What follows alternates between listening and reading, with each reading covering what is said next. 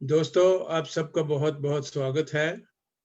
ये progressive writer association का जो घर है, इस घर के आप सभी मेंबर हैं और आप सभी को एक बार मेरी तरफ से आपको जी आया।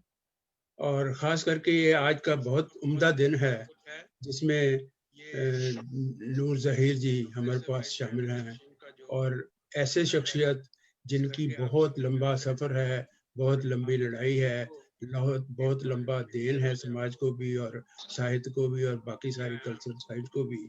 तो आज हम उनसे बातें करेंगे, उनके विचार जानेंगे, उससे हम बहुत कुछ गेन कर सकते हैं अगर हम कोशिश करें। तो हमने इस प्रोग्राम को इस तरह से बांटा है कि मेरे साथ बहुत ही उम्दा पार्टनर हैं, मेरी दोस्त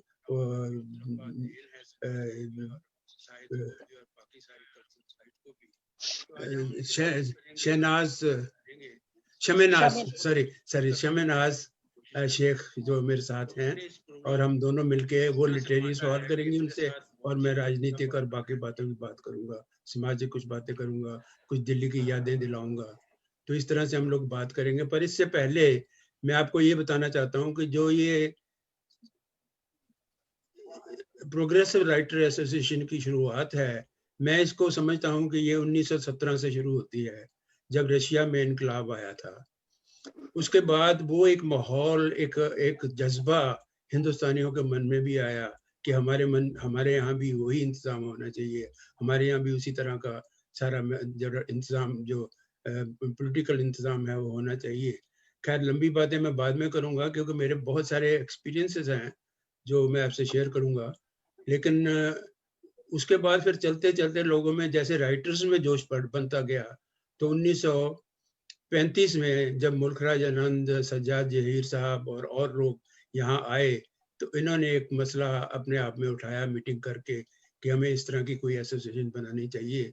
तो 1936 में ये लखनऊ में बनाई गई, वहाँ इसको फॉर्मेशन दी गई और वहाँ पर जो मुंशी प्रेमचंद थे उनकी एक उम्दा भाषण भी उस वक्त उन्होंने दिया था उसी मौके पर कि क्या रेलेवेंट है और क्या नहीं रेलेवेंट है, हमें किस तरह से आगे बढ़ना चाहिए। सुना है कि वो, मैंने सुना तो नहीं लेकिन कहते हैं कि बहुत ही ऐतिहासिक स्पीच थी उनकी। फिर इस तरह चलते चलते सारे वर्ल्ड ओवर ये बात फैली, कुछ लोग यहाँ आ गए, कुछ लोग वहाँ थे। तो फिर 1969 में इंग्लैंड में इसकी कोशिश हुई और यहाँ पर वो बाद में उसको बना लिया गया और तब से लेके अब तक ये progressive association of great Britain के नाम से जानी जाती है और अभी ज़्यादा एक्टिव है और हम लोग एक्टिव इसको कर रहे हैं धालीवाल जी की वजह से या और सभी दोस्तों के या आप सबकी वजह से हम इसको दोबारा से एक्टिवेट कर रहे हैं और एक्टिवेट में हम उन मसलों पे बात करने की कोशिश करते हैं जो आज की ज़िंदगी में हमारे लिए बहुत रेलेवेंट है। तो इसके बाद मैं रिक्वेस्ट करूंगा शमनाज जी से कि वो हमारे जो आज के मुख्य मेहमान हैं उनके बारे में कुछ कहें। और उनसे पहले मैं आपको बता दूं कि शमनाज जी बहुत ही उम्दा इंसान हैं, बहुत पढ़ी लिखी हैं, 19 किताबें दे चुकी हैं जिसमें पोइट्री, क्रिटिसिज्म, वुमेन इश्यूज और कई कुछ है, पोइट्री भी है, कहानियां भी हैं, ट्रांसलेशन, एडिटिंग, इस तरह की बातें इन्होंने उसमें के अंदर कंपाइल की हैं जो इनको पसंद थी। फिर ये 17 साल से वहाँ पढ़ा रही हैं, टीचिंग एक्सपीरियंस भी है इनका और इसके बिना और भी बहुत कुछ इनके पास जमा है जो ये हमसे शेयर करेंगी टाइम टू टाइम। और मुझे उम्मीद है कि हम लोग इनकी उसके बारे में भी बताएंगी जो इनकी आने वाली किताब है, वो Zarina girl and other stories, जो इनकी किताब छप रही है, शायद आजकल में छप जाएगी। हाँ, उसके बारे में भी थोड़ा सा बताइएगा हमें जब भी मौका मिले बीच में से।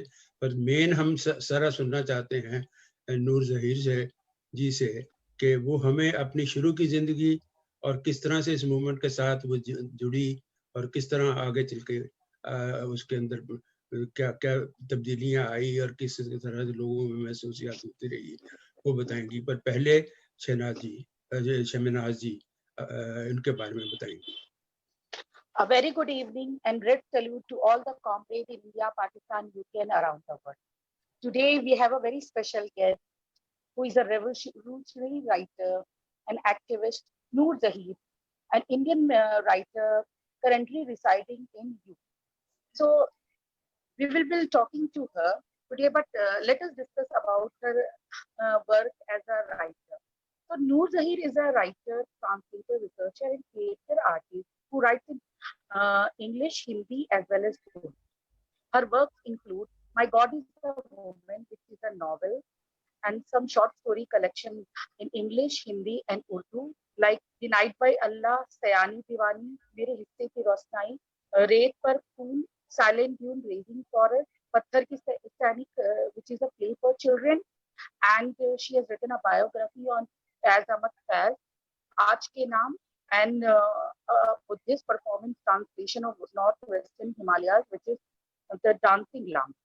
She is also, her recent works include Tribal and Buddhist Oral Tradition on Northwestern Himalayas, compilation and translation of early human writing in Urdu, Buddhist and Sufi element in Baul mysticism, translation of Ismat Tuttai autobiography, Kagaz Hai Pair. Among many accolades, she is the recipient of SART Writer Literary Award, Times Fellowship for Research, Department of Culture, Government of India, Writers in Residence Sahitya Academy, Delhi, Delhi Hind Sahitya Academy Award. And this she is not confined to just this also. She is a activist who has actively participated in various social movements, and she is also a member of CPI. So she is the president of Indian People's Theatre Association, IPTA Delhi, and vice president of National Federation of Indian Women, NFIW. And my co-host is Mr. Balwant Singh, who is also a prolific writer. He's a well-known Punjabi short story writer, journalist, and a famous publisher of Hindi, English, Sanskrit, and Punjabi books. He has widely traveled almost all parts of the world and has participated in conferences and seminars on literary and professional themes besides tourism. Balwant has also served as member governing council Punjab Academy, Government of Union Territory of Delhi. He has worked on various positions in social and professional organizations. He is former president of the Federation of Indian Publishers. He has been co-chairman of the Chemical and Allied Product Export Promotion Council Book Panel, Government of India. He has been honored by the Government of Union Territory of Delhi in 2000 and as a Best Punjabi Short Story Writer of the Year in 96-97 Delhi, and by Federation of Indian Publisher as Best Publisher, and his contribution towards publishing industry and promotion of reading habits in 2001. He has also been honored by several Indian, Canadian, English, and European organizations for his literary and professional contribution. So this is also not the limit. Balwant has many more things in his feather, as a feather in his cap. So I request Balwant to start the interview. Balwant आप शुरू करें. जी शुक्रिया नूर जी, अब मैं आपके पास आ रहा हूँ आपसे कुछ थोड़े से सवाल, थोड़ी सी बातें, थोड़े से जवाब, और सारे दोस्तों से ये भी है कि जो कोई सवाल करना चाहे, जैसे कहा इनबॉक्स में करना है करें, लेकिन कुछ सवाल जो देना चाहें वो इनके धालीवाल जी के पास भेज दें, तो वो हम लोग जो अगर टाइम मिला तो उस टाइम में सारे कवर करेंगे, ना मिला तो इनसे लेके जवाब आपको बाद में ईमेल से या मैसेज में उनकी रिप्लाइयाँ भिजवाने की कोशिश करेंगे, और कोशिश करेंगे कि आज की ही इस महफिल में उन सवालों के जवाब भी आपके पास आ जाए। तो नूर जी, मेरा पहला सवाल आपसे ये रहेगा, जो जिसका कि मुझे भी खदशा रहता है और मेरे दोस्त भी मुझे अक्सर पूछते हैं, क्योंकि मैं भी कम्युनिस्ट पार्टी ऑफ इंडिया का मेंबर रहा हूँ, कार्ड होल्डर रहा हूँ कई साल, और फिर दिल्ली आके हमारे कुछ पारिवारिक तब्दीलियां हो गई थी, पंजाब में था मैं। तो लेकिन यह है कि वो जो ख्वाब बुने थे हमने कि हमारे यहाँ भी इनकलाब आएगा, जैसे कि कश्मीर में कहा जाता था। मुझे याद है जब मैं कश्मीर जाता था 2-2 महीने रहता था, और मेरी जो रहायश होती थी, क्योंकि मोस्टली कम्युनिस्ट पार्टी की तरफ से होती थी, कभी गयासुद्दीन जी के साथ घर में, कभी उनके दामाद के घर में, कभी एमएलए हॉस्टल में, या एक प्राण जराली होते थे वहाँ यूएनआई के पीटीआई के स्पेशल कॉरेस्पॉन्डेंट, उनके घर होती रेजिडेंसी रोड पर। तो सभी का ये एक सपना था, वो ये कहते थे कि यहाँ पर तो ऐसा था माहौल कि हमें लगता था कि कल इनकलाब आया, हम रात को सोएंगे और सुबह इनकलाब आया होगा, सुबह यहाँ सिस्टम बदला हुआ होगा। लेकिन वो नहीं हुआ, वो सपना सपना ही रह गया। उसमें नेहरू को बहुत ज्यादा जोर देते हैं कि नेहरू नहीं चाहता था कि समाजवाद यहाँ पर आए। उन लोगों की अपनी परसेप्शन है, लोगों की अलग अलग से, वो ये कहते हैं इस तरह की बात। और वो कहते हैं कश्मीर वाले खास करके कि वो कहते हैं जब ये लगा कि ये हालात बदल रहे हैं और यहाँ समाजवाद आने की संभावना बन गई है और हर चेहरे पे, हर मुंह पे, हर होठ पे इनकलाब की बात आ रही है, तो कहीं ये सच्ची मुच्ची में ना आ जाए। तो नेहरू खुद गए कश्मीर में और वहां पर सब जितनी भी कम्युनिस्ट लीडरशिप थी उनको किसी ना किसी तरह का लालच दे के, किसी को ट्रक के लाइसेंस दे दिए, किसी को बस के लाइसेंस दे दिए, किसी को जंगलात का ठेका दे दिया, किसी को कुछ दे दिया, किसी को शराब का ठेका दे दिया। तो उसका मतलब ये था कि उनको आमदन शुरू हो गई, वो मसरूफ हो गए, लीडरशिप घूम गई, तो पब्लिक कहाँ जाएगी, तो उनको रास्ता दिखाने वाला कोई नहीं था। इस वजह से वो वहां पर, लोग तो मानते हैं कि इस तरह से वो फेल होनी शुरू हुई थी। बाकी हिंदुस्तान में भी डिफरेंट डिफरेंट जगहों में डिफरेंट डिफरेंट रीजन होंगे और डिफरेंट डिफरेंट कंट्रीज में। अभी प्रोफेसर रणधीर सिंह थे दिल्ली यूनिवर्सिटी में, उनका तो स्वर्गवास हो गया है, लेकिन वो लिखते नहीं थे। तो उनको मेरे बहुत अच्छे उनके साथ फैमिली रिलेशन थे, जैसे इरफान हबीब साहब हैं, बिपिन चंद्रा हैं, आर एस शर्मा हैं, जो हमारे टॉप हिस्टोरियंस जिनको आज की गवर्नमेंट बदनाम भी करती है। तो मेरा रणधीर जी सिंह जी से, बिपिन चंद्रा से काफी अच्छा था, डीएन झा से भी बहुत अच्छा था। तो मैंने जिद करके इनसे किताब लिखवाई थी कि समाजवाद फेल क्यों हुआ। तो 1200 पेज में उन्होंने फिर उसको बैठ गए, पहले शिमला में लिखी, फिर बाद में कहीं और जाके, तो उसमें उन्हें सारे वर्ल्ड का जो समाजवाद ढांचा है, कहाँ कहाँ क्या क्या फेलियर्स नजर आते हैं उनको एक स्कॉलर के तौर पर, कहाँ कहाँ उनकी सक्सेस नजर आती है, कहाँ कहाँ क्या तब्दीलियां हुई, कहाँ कहाँ तब्दीलियों की जरूरत थी जो नहीं की, कहाँ कहाँ और रीजंस उन्होंने दिए थे।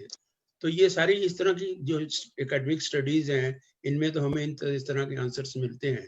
पर आपके जाती एक्सपीरियंसेस में हम लोग जानना चाहेंगे कि कुछ आप बताएं कि आपको क्या लगता है कि ये इसके फेलियर के क्या कारण थे और क्या आगे आपको ये सिस्टम अट्रैक्ट करता है, इसकी आने की संभावना है, दोबारा से इसकी रिवाइवल हो सकती है। जी नूर साहब, नूर जी। रिवाइवल तो हो ही सकती है और होनी पड़ेगी, क्योंकि मेरा अपना यकीन ये है कि सिवाय इसके कोई और रास्ता नहीं है बराबरी पाने का और बराबरी तक पहुंचने का। सामाजिक बराबरी, सोशल जस्टिस, सोशल इक्वालिटी जिसकी हम बात करते हैं, वो सिवाय मार्क्सिज्म के, सिवाय कम्युनिज्म के, जिसकी पहली सीढ़ी सोशलिज्म है, उस रास्ते से चले बिना हम लोग हासिल नहीं कर सकते। कम से कम इस वक्त ऐसा दौर नहीं है कि उस कोई और सूरत नजर आ रही हो। तो रास्ता तो वही है और तरीका भी वही है और उसी पे चलना पड़ेगा। ये बात जरूर आपकी सही है कि कुछ वक्त के लिए चीजों को पीछे धकेल दिया गया है और जाहिर है कि जो लोग सत्ता में हैं, जो लोग ताकत जिनके पास है, वो लोग नहीं चाहेंगे कि इस तरह की बराबरी हो। तो वो मुस्तकिल कोशिश करते रहेंगे कि जो इस अकीदे को मानने वाले लोग हैं, जो कमिटेड लोग हैं, वो लोग आगे ना बढ़ पाए, वो लोग यूनिटी कायम ना कर पाए, वो लोग ऑर्गेनाइज ना हो पाए। और उनको अगर वो ऑर्गेनाइज होने लगेंगे तो जाहिर है कि उनको अलग अलग तरह से तोड़ने की और उनमें फूट डालने की कोशिश होगी। कश्मीर के हवाले से मैं एक बात जरूर आपसे कहना चाहूंगी कि कश्मीर में ये बात सही है कि एक वक्त बहुत ये लग रहा था कि इनकलाब बस आया ही आया चाहता है और तब्दीली बस हो ही जाएगी। पीर गयासुद्दीन साहब से मेरे भी बहुत अच्छे ताल्लुकात थे और बहुत अरसे तक रहे। लेकिन ये बात भी सही है कॉमरेड, मैं आपको कॉमरेड ही कहूँ, जी जी एक जी। कॉमरेड के अगर लालच में आ गया एक कम्युनिस्ट और उसने आसान रास्ता चुन लिया बिना ये सोचे हुए कि वो आसान रास्ता, वो सहूलतें वो जो उसको मिल रहा है वो सबके लिए मुहैया है या नहीं है, तो फिर वो तो वाकई दिल से तो कम्युनिस्ट नहीं है। तो वो अगर मान लीजिए छोटी चीजों के लिए बिकने के लिए तैयार नहीं हुआ तो बड़ी चीजों के लिए बिक जाएगा, तो फिर वो मार्केट में है बिकने के लिए, जी और जी। किसी ना किसी वक्त पे वो बिक जाएगा ही। तो ये बात जरूर है कि बस के लाइसेंस, गैस के लाइसेंस, पेट्रोल पंप, ये सब लालचें कांग्रेस सरकार ने सिर्फ नेहरू तक ना उसको छोड़ा जाए, आगे भी इंदिरा गांधी के वक्त तक वो जो भी बड़े लीडर जो लेफ्टिस्ट होते थे कश्मीर में पैदा हो रहे थे उनको दिए गए और वो लोग उसमें आ गए। जहां तक रही कम्युनिस्ट पार्टी ऑफ इंडिया की बात, मैं समझती हूँ कुछ गलतियां वहां भी हुई जो समाज जी को जी बहुत ठेस पहुंचाई। जी उसमें एक जो फौरन मेरे जहन में आती है वो ये कि जो कम्युनल डिवाइड जिसमें जातिवाद भी आता है, वो जब पूरे हिंदुस्तान में उसने दोबारा जोर पकड़ना शुरू किया, उसकी रौ में हम लोग भी बह गए। ये बात मैं पूरे एतमाद से कह रही हूँ कि जी 4-5 जगह कम से कम ऐसा था कि काम बहुत मुस्तैदी से कॉमरेड्स कर रहे थे, जो सीनियर कॉमरेड्स थे और बहुत जिनका मतलब रूट्स तक, जिनके ग्रास रूट लेवल तक जिनकी पहुंच थी, और इलेक्शन जब आए तो बजाय उनको टिकट देने के किसी ऐसी जाति के इंसान को टिकट दिया गया जो जाति का वहां पर बहुमत था, जो मेजोरिटी में थी जाति वहां पे। यानी जातिवाद में हम भी बह गए। हमने भी सोचा कि हम काम को नहीं, हम इस चीज का फायदा उठाएं कि इस वक्त हिंदुस्तान में क्योंकि जातिवाद फैल रहा है और बढ़ रहा है और वापस आ रहा है, तो इसलिए हम भी उस जाति को, माने जहां पर मान लीजिए यादव ज्यादा है वहां पे किसी यादव को टिकट देना चाहिए। ये मेरे ख्याल से बुनियादी गलती थी। ऐसा जब इस तरह का दौर आता है कि रजत पसंदी और इस तरह का रिएक्शनरी फोर्सेस दोबारा सर उठाती हैं और मजबूत होने लगती हैं, उस वक्त मेरे ख्याल से हम लोगों को, हमारे पास कोई और रास्ता नहीं है सिवाय इसके कि हम अड़े रहें। हमें अपनी we just have to put in our heels, dig in our heels and stay, कि हम ठीक है इलेक्शन नहीं जीतेंगे, हम वो फायदे जो एमएलए एमपी को मिलते हैं जिससे वो ज्यादा काम कर सकता है, वो हम फायदे फौरन नहीं लेंगे, हम काम करते रहेंगे, हम मजबूत रहेंगे, लेकिन हम इस बहाव में नहीं बह जाएंगे। तो वो उस तरह की 2-3 गलतियां हुई। उसमें एक गलती मैं मानती हूँ, जाहिर है इस पे ज्यादा बात शमीनाज से होगी, लेकिन ये कि पार्टी के अंदर नारीवाद को, फेमिनिज्म को बहुत ज्यादा बढ़ावा नहीं दिया गया। एक वक्त में हमारी बहुत अच्छी कॉमरेड्स थी, पार्वती कृष्णन बोलिए, रेणु चक्रवर्ती बोलिए, जो एमपी एमएलए लेवल पर जीत रही थी, जिनका बुनियादी काम बहुत था उस इलाके में, लेकिन उनको रिजेक्ट किया गया, उनको हटाया गया और उनकी जगह मेल कॉमरेड्स को ज्यादा तरजीह दी गई। ये भी मेरे ख्याल से एक बुनियादी गलती थी कि हम लोगों ने किसी जगह पे, पार्टी ने ये सोचा कि क्योंकि हिंदुस्तान में पेट्रियार्की ज्यादा डोमिनेंट है, मेल ज्यादा डोमिनेंट है, इसलिए हम लोग अगर महिलाओं को बढ़ावा दे रहे हैं तो हम लोग किसी जगह पे कमजोर पड़ जाएंगे और महिलाएं शायद उतना काम नहीं कर पाएंगी। ये जो उम्मीद नहीं रखी गई, ये जो भरोसा नहीं किया गया, ये भी मेरे ख्याल से गलती हुई। जो हालात जिस तरह के बन रहे हैं इस वक्त हिंदुस्तान में, मैं जानती हूँ कि बहुत नाउम्मीदी का दौर है, लेकिन मैं इस बात में मेरा पूरा अकीदा है, पूरा एतमाद है, जो रोजा लुक्समबर्ग की बात है कि because things are the way they are, they shall not remain the way they are. क्योंकि इस तरह के हालात हैं जैसे हैं, हालात ऐसे नहीं रहेंगे, बदलेंगे। नहीं, एक्चुअली इंशाल्लाह। बिल्कुल आपकी बात से मैं सहमत हूँ और बहुत आपने अच्छी बातें करी हैं, लेकिन उसमें मैं एक बात आपका पॉइंट आउट करना चाहता हूँ कि जो सरमाएदारी है या कैपिटलिज्म है, उसकी जड़ें या उसका काम करने का तरीका इतना चालाक है कि वो आपके अंदर घुस जाता है, आपको पता भी नहीं लगता। फॉर एग्जाम्पल, सोवियत यूनियन को तोड़ने के लिए मतलब कितने 70 साल लगे रहे, वो नहीं तोड़ सके। कितने बड़े बड़े हमारे लीडर्स भी आए वहां पर, लेकिन उनमें से एक आया, उसने सारे का सारा सत्यानाश कर दिया।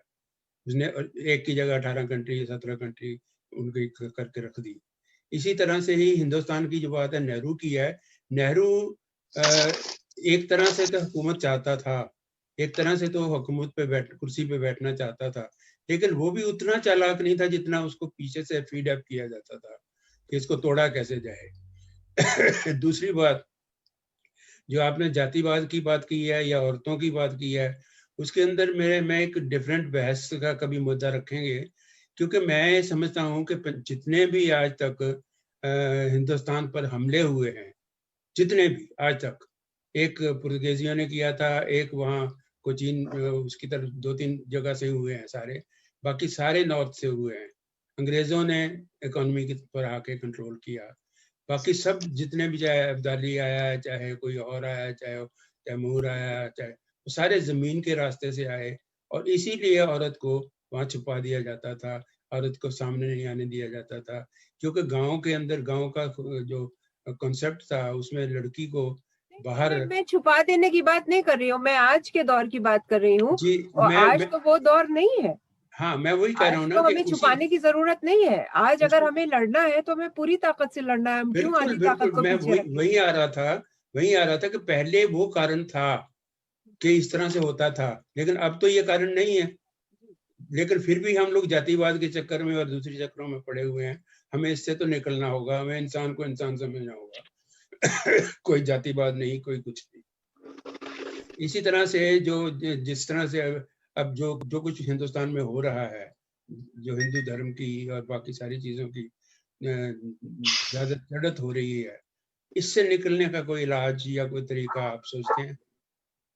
मेरे ख्याल से तो कम्युनिज्म के अलावा और कोई रास्ता नहीं है। इसीलिए मैं बार बार ये बात कह रही हूँ कि ऐसा कम्युनिस्ट पार्टियों को सोचना पड़ेगा, सोचने पे मजबूर है वो, और सोच रही है मेरे ख्याल से कि वो ये जो कुछ गलतियां शुरुआत में हुई, ये गलतियां 60s में और 70s में ज्यादा हुई, और उसी वक्त से हम लोग कमजोर पड़ने शुरू हुए। तो वो एक एनालिसिस सेल्फ क्रिटिसिज्म का हो रहा है बाकायदा, और हर कांग्रेस में इस चीज को डिस्कस किया जाता है।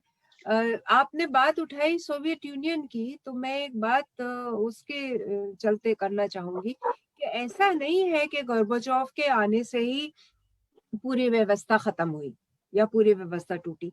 व्यवस्था टूटनी शुरू हो गई थी। कुछ हद तक इस चीज को मान लेना चाहिए कि आखिरी सालों में ब्रेजनेव एक खराब लीडर साबित हो रहे थे। वो जितने भी अच्छे रहे हो, ख्रुश्चेव के बाद उनको ये जो भी उन्होंने जिस तरह से भी संभाला हो, रेवोल्यूशन को बचाया हो, लेकिन आखिर सालों में अब वो उम्र ज्यादा हो जाने की वजह से या जो भी हो, जो भी उसकी वजह हो, वो अलग वजह हो, उन पे अलग बातचीत होनी चाहिए, लेकिन वो खराब लीडर साबित हो रहे थे और उसके चलते इकोनॉमी कमजोर हो रही थी। दूसरी चीज, यूएसएसआर का जो ये नीति थी कि हम जहाँ पे भी रेवोल्यूशन के इम्कानात दिखाई देंगे, पॉसिबिलिटीज दिखाई देंगी, वहां पर हम मदद करने के लिए दौड़ेंगे, उसने यूएसएसआर की इकोनॉमी को बहुत नुकसान पहुंचाया था, जो चीन को नुकसान नहीं पहुंचा। चीन ने क्योंकि इंटरफियर नहीं किया, रूस क्योंकि रूस की हालत खराब हो गई थी इजिप्ट का रेवोल्यूशन सपोर्ट करते हुए, और एक वक्त ऐसा आया था कि हफ्ते में एक दिन गोश्त की दुकानें बंद हो गई थी, जो रूस में कभी नहीं हुआ था, क्योंकि there was not enough support available from the farms. इतना पैसा वहां पे सर्फ हो रहा था। तो वो करना लेनिन के मार्क्स के हिसाब से वो चीजें जरूरी भी है। उनको करने के लिए हम यूएसएसआर को इल्जाम नहीं दे सकते कि तुमने क्यों किया, तुम पहले तो अपने आप को देखते। उन्होंने किया, उन्होंने वॉर में भी, वर्ल्ड वॉर 2 में भी जिस तरह से सपोर्ट दिया और जिस तरह से फैशिस्टों को हराया, वो भी जरूरी था, और उसमें भी जो इकोनॉमी को नुकसान हुआ, वो नुकसान भी स्टालिन ने बर्दाश्त किया, और उसके बाद किसी तरह से यूएसएसआर को संभाला और यूएसएसआर को आगे बढ़ाया और मजबूत एक बुनियाद बनाई स्टालिन के दौर में। हालांकि लोग इस चीज को आज ये कहने की कोशिश कर रहे हैं कि वो एक बहुत बड़ा डिक्टेटर था और उसने बर्बाद कर दिया और वहीं से बर्बादी शुरू हुई। मैं कम से कम ऐसा नहीं मानती हूँ। स्टालिन अगर उस वक्त ना संभालता तो बहुत मुश्किल हालत थी। तो रूस का इनकलाब उसी वक्त गिर गया था, उसी वक्त गिर जाता, जिस तरह से ये लोग यूनाइटेड हुए थे यूएसएसआर के खिलाफ हिटलर के गिर जाने के बाद। तो इसलिए जो खोखलापन आया था वो ब्रेजनेव के वक्त से आना शुरू हो गया था। गोर्बाचोव जी ने सिर्फ उसका फायदा उठा लिया बहुत बाकायदगी से। जी जी। नहीं, उसी में मैं ये थी ना बात के, एक जो कैपिटलिज्म है उसने सबसे ज्यादा, सोवियत यूनियन की लीडरशिप ने भी मटेरियलिज्म पे तो जोर दिया, स्पिरिचुअलिज्म पे नहीं दिया। और दूसरा ये है कि वो सारा कुछ अंदर से, क्योंकि मैं वहाँ उस वक्त मैं दिल्ली में हिंदुस्तान की जो फेडरेशन ऑफ इंडियन पब्लिशर्स है उसका प्रेसिडेंट था, तो हर मेरा साल में 2-3 डेलीगेशन जाते थे जो जिनको मैं लीड करता था, कभी कोई करता था कभी कोई। तो उसमें हमने देखा कि वहाँ रिश्वत बहुत ज्यादा डोमिनेट कर रही थी, मतलब इनर साइड में। एक दूसरा ये था कि अब इसी का इलाज मैं देखता हूँ कि अब जैसे मोदी ने किया है हिंदुस्तान में किसानों के ऊपर जो हमला है या कानून बदले हैं, पंजाब असेंबली ने ये कह दिया है कि ये तो तुम्हारा अधिकार ही नहीं है, ये तो हमारा अधिकार है, स्टेट अधिकार है।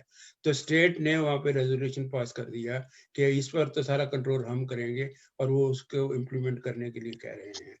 तो कहने का मतलब ये है कि हम लोगों को जैसे यही यहाँ पंजाब में भी हुआ है, ऐसा ही दूसरी जगह में भी हो सकता है, क्योंकि किसान तो हर जगह में है, यूपी में भी है, राजस्थान में भी है, मध्य प्रदेश में भी है, हर जगह में है।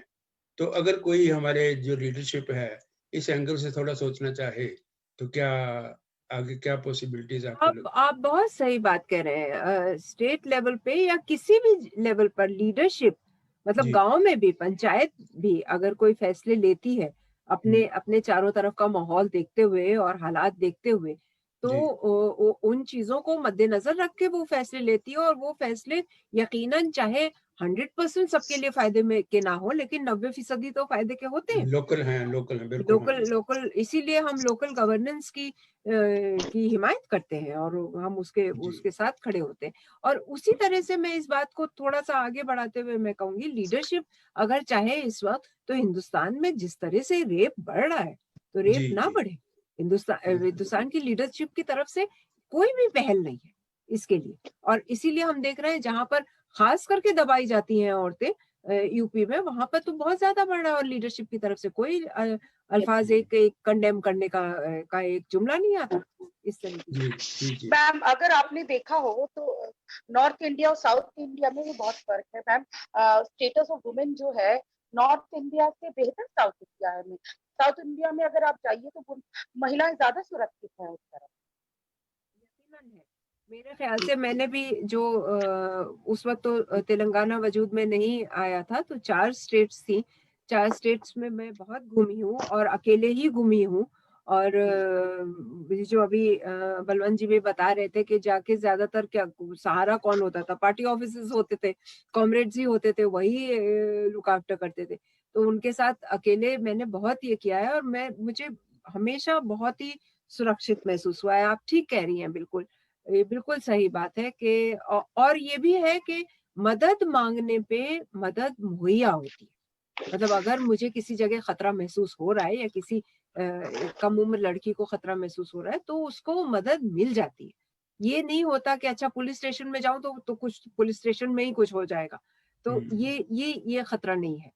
इस मामले में मेरे ख्याल से कहीं ज्यादा सुरक्षित है। बंगाल से नीचे अगर हम चलना शुरू करें तो सारा ही हिंदुस्तान, सिर्फ विंध्यास को पार ना करें, लेकिन और वहाँ और भी जगह में मेरे ख्याल से महिलाएं ज्यादा सुरक्षित है। नॉर्थ इंडिया में ज्यादा जातिवाद भी है, नॉर्थ इंडिया में ज्यादा महिला विरोधी धारणाएं हैं। वैसे आप नूर जी इसको एजुकेशन से नहीं जोड़ते कुछ, क्योंकि केरला में इस तरह की घटनाएं कम हो रही हैं और केरला में सबसे ज्यादा एजुकेटेड लोग हैं और दूसरी स्टेटों में उनके मुकाबले में बहुत कम है। किसी हद तक ये बात बिल्कुल सही है आपकी कि एजुकेशन से हम जोड़े, लेकिन एजुकेशन भी तो स्टेट का काम है ना। है, लेकिन उसमें यूपी में अगर सेल्फ कॉन्फिडेंस आता है उसमें, अगर आप जाते हैं, पढ़ते हैं, लड़के लड़कियां इकट्ठे पढ़ते हैं। लेकिन कॉलेजेस और स्कूल्स कहाँ पे खत्म किए जा रहे हैं? यूपी में ही तो, बिहार में ही तो। सभी जगह हो छत्तीसगढ़ रही में है, ही तो, और सभी जगह। वहां पे स्कूल्स बनाए जा रहे हैं, वहां पर एजुकेशन दी जा रही है। तो जी जी। Education is as far as the constitution goes, 14 hmm, साल की कम से कम एजुकेशन की तो जिम्मेदारी स्टेट के सरकार की। ऊपर है। जी, स्टेट के ऊपर है। जी जी। आप एजुकेशन की कहानी से हम शुरू बात कर लीजिए। करें, sorry ji. Ma'am, let us talk about your writing now. Ma'am, ma'am, I have done my research on South Asian women writing. So I have read lots of books on feminist writing in India, Pakistan, whole of South Asia, and Bangladesh also. So, ma'am, I have seen that India too has a tradition of feminist women writing, right from Ruqayya Sakhawat in Bengali. She wrote Sultana Ka Sapna, which has not been translated into Sultana's Dream. Then we have other writers. In Punjabi, we have Amrita Pritam. In Urdu, we have Ishmat Sittai. In Hindi, we have Mahadevi Varma. In English, we have many writers, especially Shashi Deshpande and Kamla Bhatt. So these writers had dealt with various issues related with the existence of Indian women. But nobody has dealt with the issue which is mostly related to Muslim women, like triple talaq and halala. Do you think there is a gap in this discourse in India?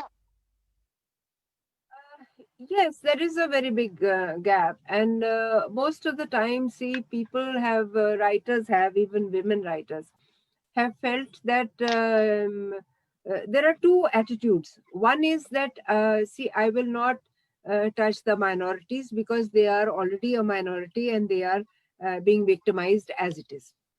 So let us not talk about them, let us not victimize them further, because people will invariably use these writings against the minority to oppress them more and to shame them more.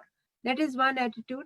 And the other attitude is that they do not know what the Quran says, what the Sharia and Hadith say, what the Constitution say, and what is being practiced on the ground level.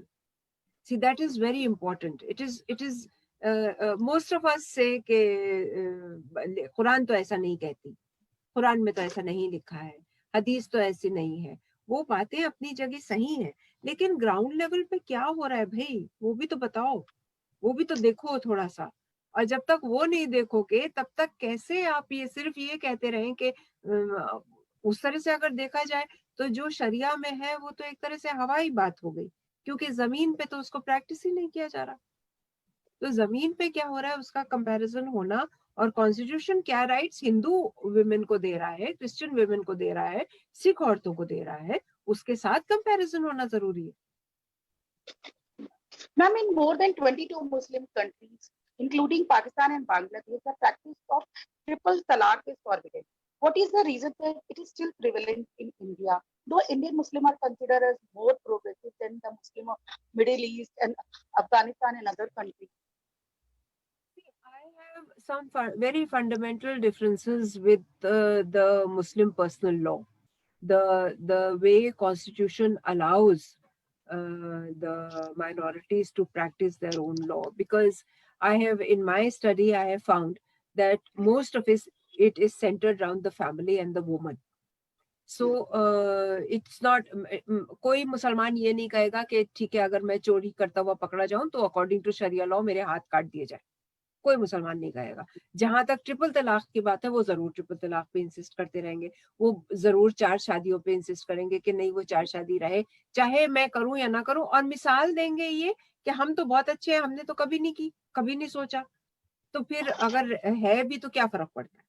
So my contention in Denied by Allah is the same, that even if one woman is being victimized through these laws, through these decadent laws, then why is she being victimized when the constitution is there to check it? So constitution should be checking it.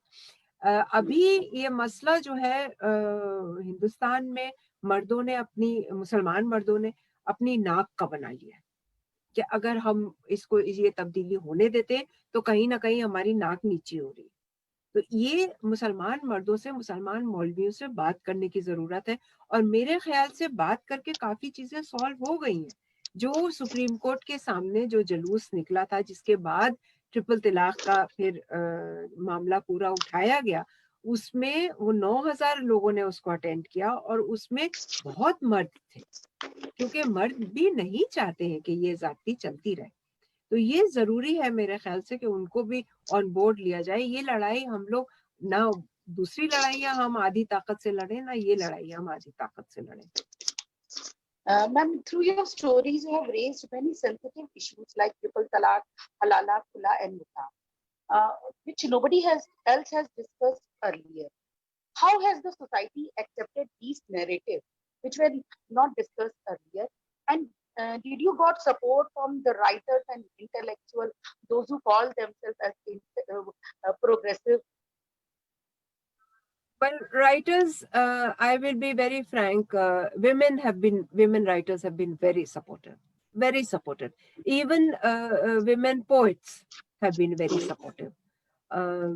Punjabi में लिखने वाली, कन्नड़ में लिखने वाली, सब जगह से, मतलब डिफरेंट तरह से, बांग्ला में लिखने वाले, मेरे पास उनके खत आए, ईमेल्स आए, फोन आए कि बहुत अच्छा तुम काम कर रही हो और हम तुम्हारे साथ खड़े। मराठी से बहुत खत आए।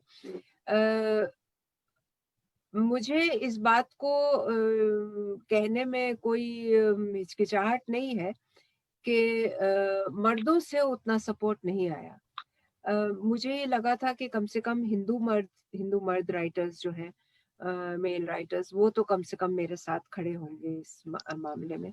लेकिन मैं समझती हूँ कि एक तरह का, मैं डर तो नहीं कहूँगी, लेकिन एक तरह का एप्रीहेंशंस है कुछ, कि हम इस मामले में बोलें या ना बोलें, हमारा बोलना ठीक है या नहीं ठीक है, या ये कि कुछ और रिपरकशन नूर के ही ऊपर कहीं ज्यादा तो नहीं हो जाएगा अगर हमने भी बोलना शुरू किया। ये भी है कि उन्होंने शायद मेरी फिक्र में ये एहतियात बरती हो। सॉरी मैं एक बात बीच में आपकी कहानी से, जो कहानी वाली बात कर रहे हैं उसी से करना चाहता हूँ नूर जी से, कि आज से काफी साल पहले लंदन में ये बम धमाके हुए थे और उसमें 5 जगह धमाके हुए थे और लंदन का मेयर जो था वो सिंगापुर में था और यहाँ का प्रधानमंत्री, हिंदुस्तान प्रधानमंत्री, अमेरिका का प्रेसिडेंट, ये यहाँ पे कॉन्फ्रेंस कर रहे थे, तो इमीडिएटली आके उसको सेटल डाउन किया गया। पर जो मेरा पॉइंट ये है कि वो उस मौके पे सलमान रशीदी ने एक आर्टिकल लिखा था। उसने जब उनको 30,000 या 28,000 ईमेल्स पहुंच गई थी ग्रेट ब्रिटेन बर्मिंघम में, तो उसने ये जवाब दिया था कि शुक्र है मुल्लाओं को कुछ तो समझ आई, वरना इस्लाम को अगर इन्होंने ओरिजिनल इस्लाम रहने दिया होता तो हर युग में इसके नए मतलब निकलते। तो क्या मतलब, मैं ये समझूं कि इस्लाम के बारे में प्रॉपर एजुकेशन ही नहीं दी गई ताकि वो समझ ही ना सके, ताकि जैसे कुछ लोग डरते हैं इनसे या कुछ लोग इनकी सपोर्ट में खड़े नहीं हुए, उनको भी नहीं पता कि इस्लाम में औरत का दर्जा क्या है, या औरत को क्या क्या मिलना चाहिए, औरत के क्या क्या हकूक हैं और किस तरह से होना चाहिए। क्या ये इस तरह से हो रहा है जैसे कि और धर्मों में भी हो रहा है? आज शुरू हुआ है, कल अब ऐसे ही हो जाएगा। मैं एक छोटा सा इंसिडेंट आपको सुनाना चाहूंगी कि इस्लाम के बारे में कितनी जानकारी है।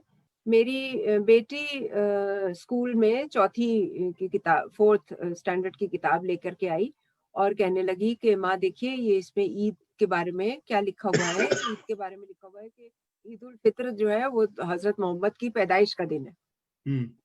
तो मैं समझी ये गलत समझी है, तो मैंने फिर पढ़ी पूरी किताब, सोशल स्टडीज की किताब थी।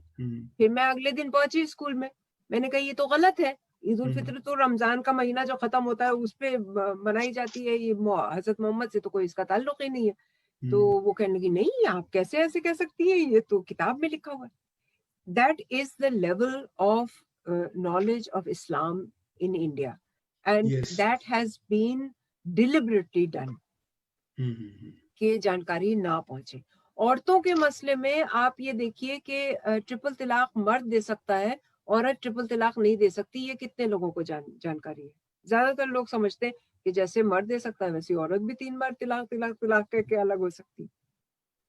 So Muslim law is not understood at all, is not taught at all, and that is why my reason for writing this book was कि डिस्कशन तो खुले, डिबेट तो हो, बातचीत तो करें हम, और बिल्कुल इसीलिए बिल्कुल। मैंने अंग्रेजी में लिखी कि ये सिर्फ मुसलमानों के लिए किताब नहीं है, या ये सिर्फ हिंदुओं के लिए किताब नहीं है।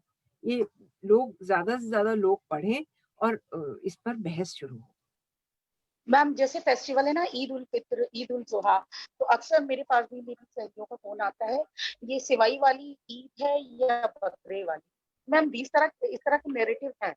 तो ma'am let us talk about your writing again. In Denied by Allah, you have discussed the plight of Muslim women in our society. Do you admire any writer or reformer? Like, for example, we have Islamic feminist writer from Morocco, Fatima Madi. Then there is Amina Wadi, the lady who led Mixed Gender Namaz in USA. So, who is your inspiration? Any writer or any reformer? I would say my inspiration about writing this book was more Ismat Chughtai than all these other writers. And I will be very honest with you. I do not think that there can be any Islamic feminism, or there can be any Hindu feminism or Sikh feminism. Religion in its very fundamental is against women, all religion. तो इसलिए ये मान लेना कि ये हम इस्लाम के दायरे में रह करके बहुत फेमिनिज्म कर पाएंगे, या हम हिंदुइज्म के दायरे में रह करके फेमिनिज्म कर पाएंगे, ये मेरे नजर में बहुत ही बेवकूफी की सोच है। रिलीजन, हर रिलीजन एंटी वुमेन है, और मेरे समझ में नहीं आता, मैं जब औरतों को देखती हूँ किसी भी मजहब की, बहुत मजहब को मानते हुए, तो मेरे समझ में नहीं आता कि इनको नजर नहीं आ रहा है कि ये मजहब हमारे कितने खिलाफ है, और हम ही से ये सारी चीजें मनवा रहा है, हम ही को ये चीजें करना है, हम ही को इतने व्रत, हम ही को इतने पूजा पाठ, हम ही को विधवा हो जाने के बाद इस तरह के ये, हम ही पे ट्रिपल तलाक, हम ही को बिना शादी के मुता, बिना निकाह के मुता करने की इजाजत। ये सारी जातियां औरत के साथ ही क्यों हो रही, ये क्वेश्चन क्यों नहीं करती हैं औरतें कभी भी? और मुझे बहुत इस चीज पे हैरानी होती है। कुछ हैरानी इस किताब में नजर आई है, लेकिन जाहिर है बहुत सारी और चीजें हैं जो मेरे ख्याल से इसका एक सीक्वल आना चाहिए, जिसमें हम लोग कॉमरेड ने बात की अभी जिहाद की, जो वो 2007 के मेरे ख्याल से चर्चा कर रहे हैं, जो लंदन में 5 जगह बॉम्ब्स फटे थे। तो 2007 में के बाद ये बात मैंने कई बार सोची कि jihad also needs to be discussed, not just halala, not just ये, जिहाद में भी औरत का क्या रोल है और किस तरह से औरत का कंट्रीब्यूशन हो सकता है, उस पर भी डिस्कशन होना जरूरी है। Ma'am, many Islamic scholars argue that women have been given many rights in Islam, like right to inherit property, right to work, right to education, right to marriage of your choice. Then why Muslim women are the most marginalized section of society around the world? Muslim women have been given rights at that time. Constitution has been written, completed in 1950. A lot of rights in that, and later on, whatever the process in the parliament of bringing about changes in the constitution have been practiced over the years, through which Hindu women have, for example, won equal rights to property. Why is a Muslim woman's right only half of the brother? There are, I know of innumerable women who have worked before marriage, contributed to the building of the house, buying of the land गिरवी कहीं पे पड़ा हुआ है तो उसको छुड़ाने में उन्होंने मदद की है, बहुत सारी चीजों में वो मदद करती रही है घर में। फिर भी जब वो घर बिकता है तो उनकी प्रॉपर्टी फिर भी भाई के मुकाबले में, जिसने शायद उस घर में कुछ कंट्रीब्यूट नहीं किया, उनकी हाफ होती है। क्यों? इस तरह के बहुत सारे सवाल हैं जो पर्सनल लॉ में आकर के हम देखते हैं कि हमें हमारी बहनों से कॉन्स्टिट्यूशनली अलग कर रहा है, हिंदू बहनों से, जबकि प्रियम्बल में कॉन्स्टिट्यूशन हमें इक्वालिटी गारंटी कर रहा है। We the people of India, it is not, the constitution does not say we the Hindus of India, we the Muslims of India give ourselves this constitution.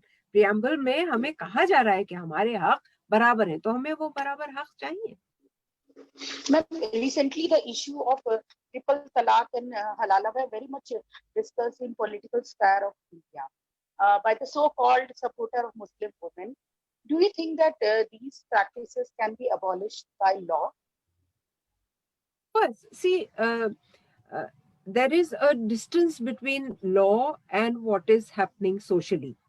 Dowry के खिलाफ act है, लेकिन dowry अभी भी दी जा रही है. ये बात आपकी सही है कि क्या लॉ बदलने से सब कुछ बदल जाता है, but law in place gives rights to the woman. एक औरत ने नोएडा में उठ करके कहा कि मेरे बाप से ये लोग बारात बाहर खड़ी हुई है और कैश मांग रहे हैं, फौरन पुलिस आ गई. This was the law. So अगर एक औरत लड़की चाह रही है इस लॉ का सहारा लेना, तो लॉ ऑब्लाइज्ड है कि उसकी मदद करे. इसलिए लॉ का बदलना जरूरी है. पुलिस का सेंसिटाइजेशन, सोसाइटी का सेंसिटाइजेशन, अवेयरनेस का बढ़ना, वो काम चलता रहेगा. वो मुस्तकिल चल रहा है, चलता रहेगा. Ma'am, your book Sayani Diwani talks about issues related with Indian women in general, and Denied by Allah is about Muslim women in particular.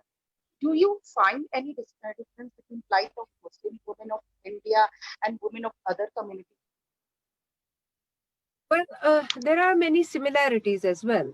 Like हिंदुओं में अगर ट्रिपल तलाक नहीं है तो त्याग है. तो छोड़ दिया तो छोड़ दिया, बस छोड़ के बैठे हुए, ना वो शादी कर पा रही है ना ये, और ये शादी पे शादी कर सकते हैं, इनको कोई मुश्किल नहीं है. तो प्लाइट्स का टेक्सचर बदल रहा है, लेकिन प्लाइट इंडियन समाज में जिस वजह से जो खराबियां हैं औरतों के लिए जो नहीं खत्म हो रही हैं, वो यही है कि उनका टेक्सचर बदलता है फ्रॉम कम्युनिटी टू कम्युनिटी, वो खत्म नहीं होती.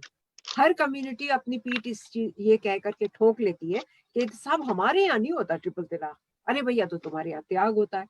मुसलमान कह देते हैं हमारे यहाँ डाउरी का सिस्टम नहीं है. अच्छा, डाउरी का सिस्टम नहीं है तो और 10 चीजें हैं आपके यहाँ जो औरत को नुकसान पहुंचा रही है. तो पूरे समाज को, मैं इंडियन कम्युनिटी को एज अ होल देखती हूँ. मैं उसको मुस्लिम कम्युनिटी में, सिख कम्युनिटी में, ईसाई में डिवाइड नहीं कर सकती. इंडियन कम्युनिटी को एज अ होल एड्रेस करने की जरूरत है, और as a whole constitution address कर रहा है. इसलिए जो कॉमरेड अभी बात कर रहे थे कि स्पिरिचुअलिज्म की तरफ ध्यान नहीं दिया गया, स्पिरिचुअलिज्म जाती मामला है. वो लोग अपने आप, अपने तरीके से, अपने खुदा, अपने बनाने वाले को अगर उनको अकीदा है, यकीन है, तो वो अपने तरीके से अप्रोच करेंगे. चाहे पूजा करें, चाहे गुरुद्वारे जाएं, चाहे 5 वक्त की नमाज पढ़ें, जो जी चाहे करें, लेकिन उससे उनके राइट्स नहीं बदलने चाहिए. नहीं, मैंने शायद मैंने ये कहा था कि जो एजुकेशन है धर्मों के बारे में, रिलीजन के बारे में, वो प्रॉपर नहीं दी जाती, इसीलिए हम लोग आधी बात करते हैं, आधी बात हमें पता ही नहीं होती. मेरा मतलब ये है सिर्फ. इसी तरह से, क्योंकि टाइम भी हमारा हो रहा है और हमें इसको खत्म भी करना, फिर बाद में सवाल जवाब भी हैं. मैम से बस एक सवाल हमें पूछना था कि ma'am, many time I get compliment like you don't look like a Muslim woman. There is yes. Ma'am, there is a stereotype image that Muslim women yeah. Nakab, and they are not so educated, they are not so bold, they are not so progressive.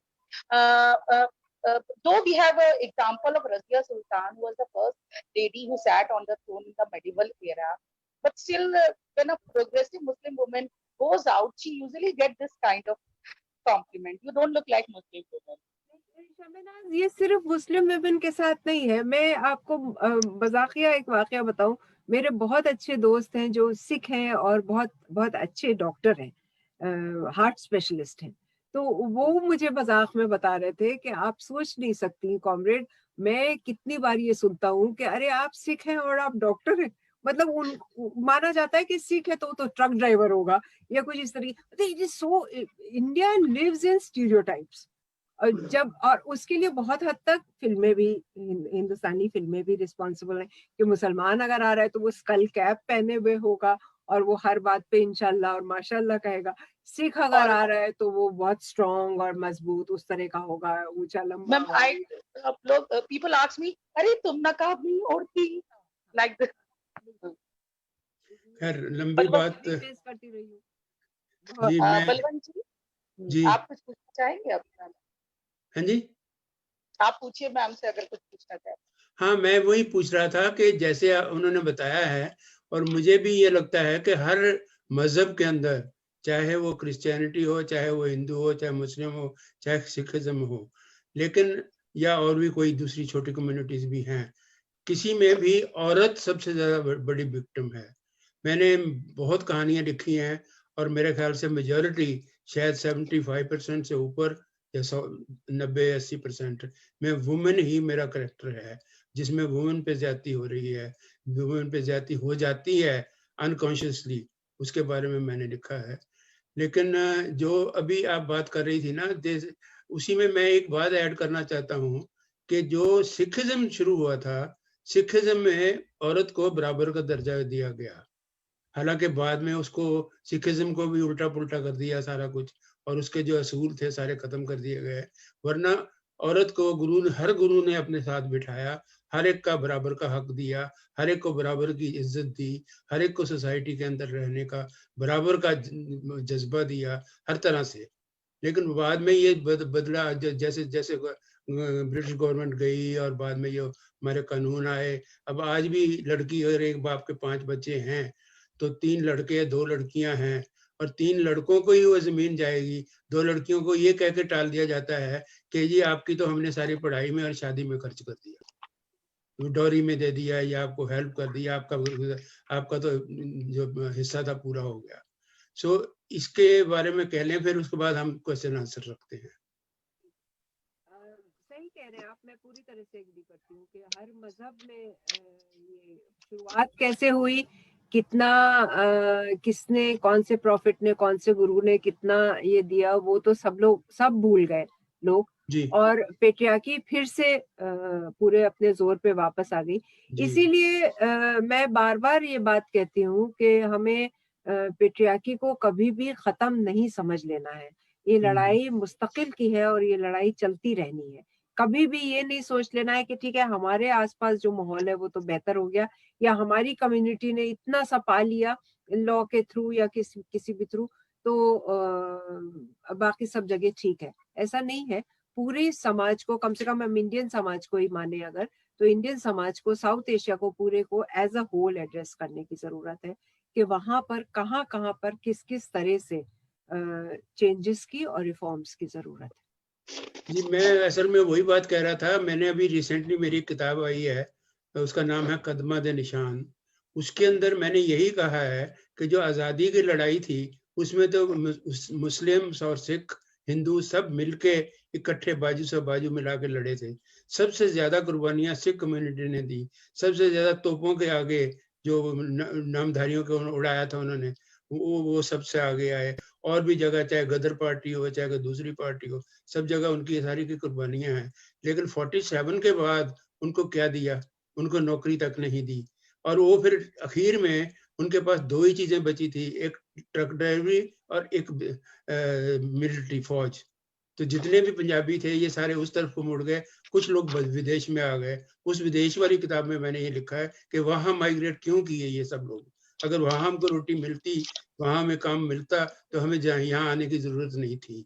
यहाँ आके हम doctor हैं। आज सारी दुनिया में पंजाबी लोग या केरला के लोग या और लोग या मुस्लिम लोग सारे कब्जा किए हुए हैं, चाहे नासा हो, चाहे वो माइक्रोसॉफ्ट हो, चाहे कोई और सिस्टम हो, उस पर सारी जो दिमाग है वो हिंदुस्तानियों का लगा हुआ है, लेकिन इनका पैसा लगा हुआ है, उसका फायदा उठा रहे हैं। सो हमारी सरकार की इतनी भी अकल नहीं है कि इनको बाहर की पढ़ाई वहां करेंगे और कमा के किसी और को देंगे। तो ये बातें मैम हैं जी। अगर वुमेन इशू को देखें मैम, तो जैसे हिंदू सोसाइटी आज की सोसाइटी है, वो 70-80 साल में और आज में बहुत बेहतर हो गई है। अगर हम महिलाओं की स्थिति को देखें, जैसे पहले सती प्रथा और विधवा विवाह नहीं होता था, आज हिंदू सोसाइटी में होता है, विधवा विवाह भी होता है, सती प्रथा पूरी तरह से अबॉलिश हो गई है। लेकिन मैम अगर आप एक चीज देखें कि चाहे जितनी भी एजुकेटेड लड़की क्यों ना हो, दहेज तो फिर भी दिया जाता है। तो हमें ऐसा लगता है क्यों नहीं लड़कियां खुद आगे स्टेप फॉरवर्ड करके ये डिसीजन ले कि उनको दहेज नहीं देना। नहीं, मेरे ख्याल से तो ऐसा बहुत हो रहा है। मैंने कम से कम सीपीआई में अपनी पार्टी में ही कितनी बार देखा है कि माँ बाप ने ही शुरू से ही बच्चों को इस तरह से कह दिया कि भाई हम तुम्हारी शादी में सिवाय इसके कि 20-25 लोगों को खाना खिलाएं, हम और कुछ नहीं करेंगे। और बच्चियां और लड़के दोनों ही इस चीज के लिए तैयार थे। और कितनी बार शादियां जो है वो पार्टी ऑफिस में हुई और सिर्फ चाय और समोसा है और दोस्तों ने ला करके कहा कि भाई ये अच्छा ठीक है, हम बर्फी कंट्रीब्यूट कर देते हैं तो कुछ मीठा भी हो जाएगा।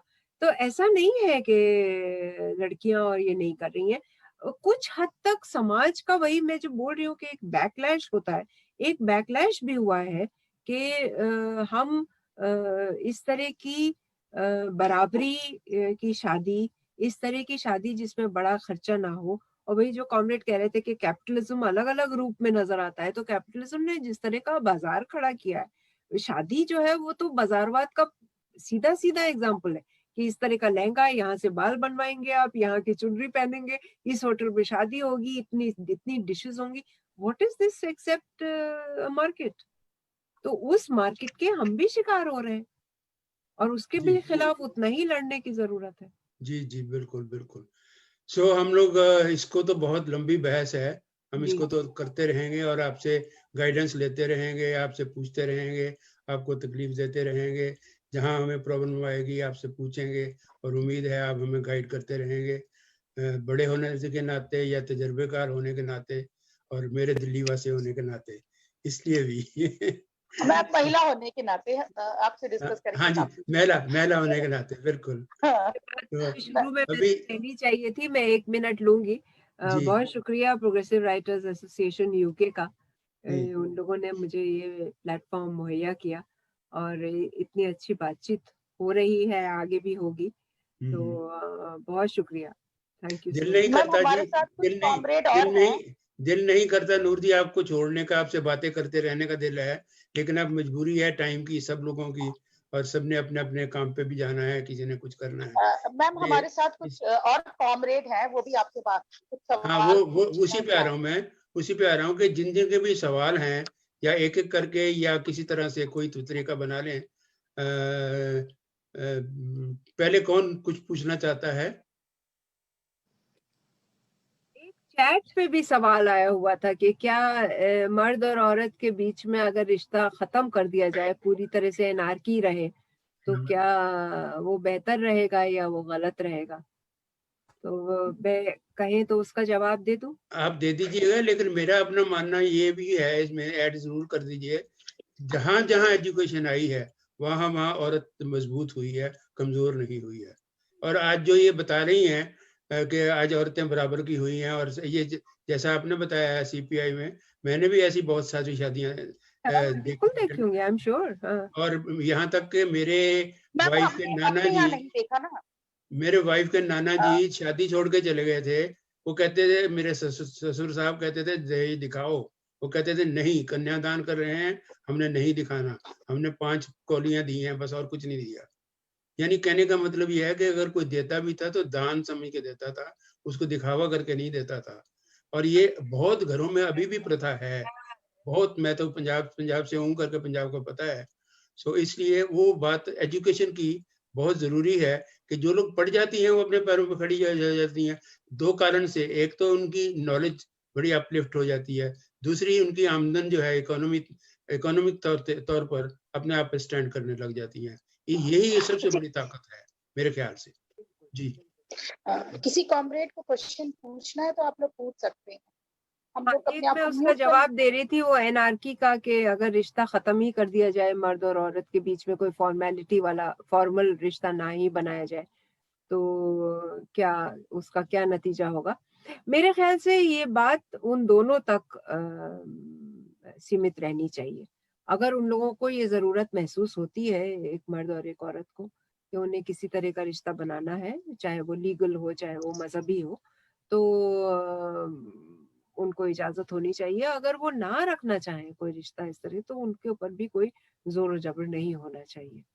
उससे मेरे ख्याल से एनार्की नहीं होगी, उसको एनार्की नहीं कहना चाहिए। एनार्की गलत लफ्ज है उस चीज के लिए। वो खुद एतमादी और खुद मुख्तारी में आता है। बिल्कुल बिल्कुल जी। और कोई सवाल पूछना चाहता है? Madam hello.